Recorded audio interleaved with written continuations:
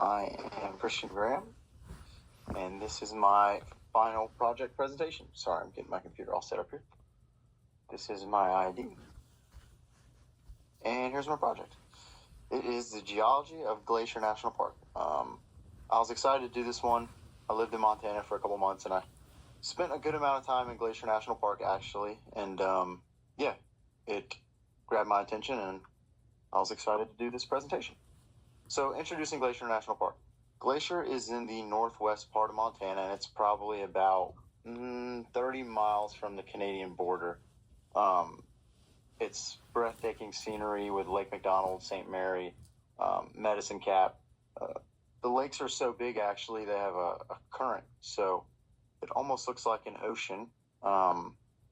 It's known for its breathtaking views and wildlife. You're bound to see a moose or two, or maybe a black bear or grizzly bear. I know that I did. This here on the right is a topography map. This just shows the layout of the land. Lots of high mountains, deep valleys. The park's landscape was actually developed from the glaciers back during the Ice Age, and that's how it got its name, Glacier National Park. The underlying geology of Glacier. Most of the rocks here date back to the Precambrian era, which was over 1 billion years ago. And these rocks here, this is actually Lake St. Marion Glacier, which I was fortunate enough to see in person. They have a whole array of colors, like the whole rainbow in rocks. And if you walk to the bank there on the lake, you could fill up a mason jar with rocks and just have like the prettiest looking mason jar. You put it in your house like decor. It's so beautiful. Most of them are sedimentary, which we learned about in the first half of the semester. So it was good to see some familiar verbiage when reading through all this. That is the underlying geology of Glacier.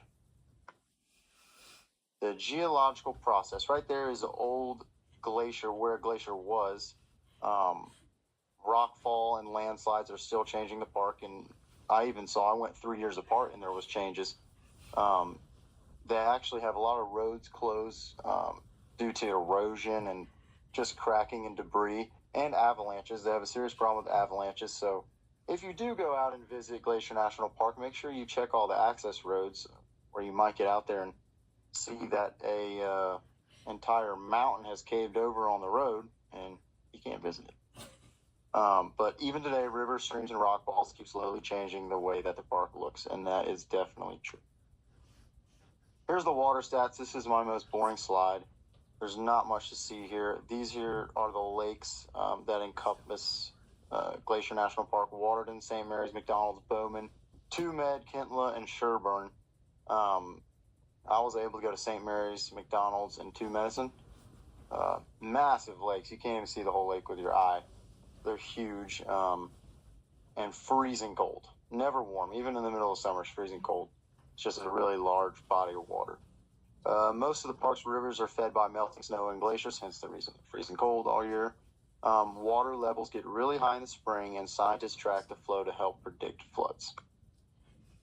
Hazards. I put this topic we covered in Unit 10 and was personally my favorite unit. While I was out there, the only hazards I got to see with my own eyes were avalanches. They just seem to be like an everyday occurrence out there. There's just so many rocks. This here is a wildfire. I think this picture was taken in 2010, I want to say. And wildfires are a real hazard in Montana, especially up northwest. It gets so dry. I know even when I lived in central Montana, we had lost about 8,000 or 9,000 acres on a neighboring ranch just to a cigarette. And similar things happen up here near Glacier. It's a little cooler out there and not as dry, but it is definitely still hazardous. There are things to look out for if you do go and visit. Preventing the hazard. Warning signs are posted near high-risk areas like cliffs and unstable slopes. This map here maps out all the high precaution areas. The red is bad, the yellow is more mild, but there's signs just about every single turn up there. What to look out for. Watch out for falling rock. Watch out for grizzly bear. Don't put a cigarette out on the side of the road. Just stuff like that to be aware of. It's not like down here in the South. It's a different different beasts out in the west. History of the geology. Layers of sediment began building up more than 1 billion years ago. Yes, 1 billion years ago. It's a long time. Glaciers National Park's history goes way back. A long time ago, the area was just covered by shallow seas where layers of mud and sand built up. Later, the Lewis overthrust pushed old rocks on top of newer ones, making them mountains. This here is me and my two best friends, Gavin and Jake, on our first time going to Glacier National Park back in 2022. And that is the sign you will see upon entering it. So get your picture in front of it. Relationship with tourists. 3 million people visit every single year. You are bound to see some tourists when you go out there. If you go at the right time, it won't be busy, but if you go in the middle of July, you will definitely be backed up with cars. I suggest May. May is a good time to go.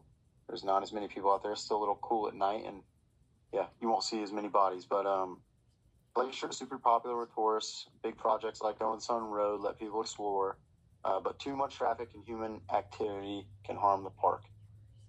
That is true. The rangers do a really good job of mitigating all the traffic flow and hiking trails, but there is still a fair amount of hiking trails. Like even in this picture, you can go on hikes and you're bound to see a black bear at least, or a mule deer, an elk, or something.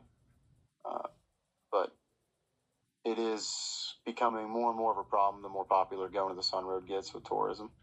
But yeah. Environmental challenges. Glaciers are shrinking fast due to climate change. I think everybody knows that. Here in this picture to the right shows the glacier surface area in 1966 compared to 2015. Pretty significant drop in the short amount of years. So yeah, it is a thing. Scientists don't know how they're going to handle it. I definitely don't either. Glacier National Park is working to handle the effects of climate change and heavy tourism. A big focus is on protecting the environment and trying to slow down the loss of glaciers. How you slow down the loss of glaciers, I don't know. You can't turn off the sun. Conclusion. Glacier National Park is more than just a beautiful place. It's a living example of Earth's history shaped over billions of years by ancient seas, mountain-building forces, glaciers, and rivers. And then I wrote a few more things, but yeah, Glacier National Park is whether you're going in a scientific perspective or just as a tourist, it's a really neat place to see, and it puts into perspective how small we are as people. It's just one of those grand things that you don't get to see every day, especially if you're from down here in the South or really anywhere. It's so big. If you've never seen anything like it, it's hard to compare to anything. But yeah, here's some bonus content. These are pictures I took myself when I was in Glacier walking. That's a cinnamon black bear with her cubs, and behind her is Lake McDonald. And this is in late July, early August. So it's pretty beautiful. Everything's bloomed. Summertime. Yeah, it's gorgeous. Here's another picture. Wasn't a big bear. It's a little close for comfort, I would say, but she was cool. Even with the cubs around, she was cool. Apparently, she's notorious in the park, so if you are on Going to the Sun Road, passing Lake McDonald, she'll be up on the right-hand side somewhere. Apparently, she's there every afternoon. But, yeah. Here is my works cited page, and thank you for listening to my presentation, and thank you so much for the semester. It was good.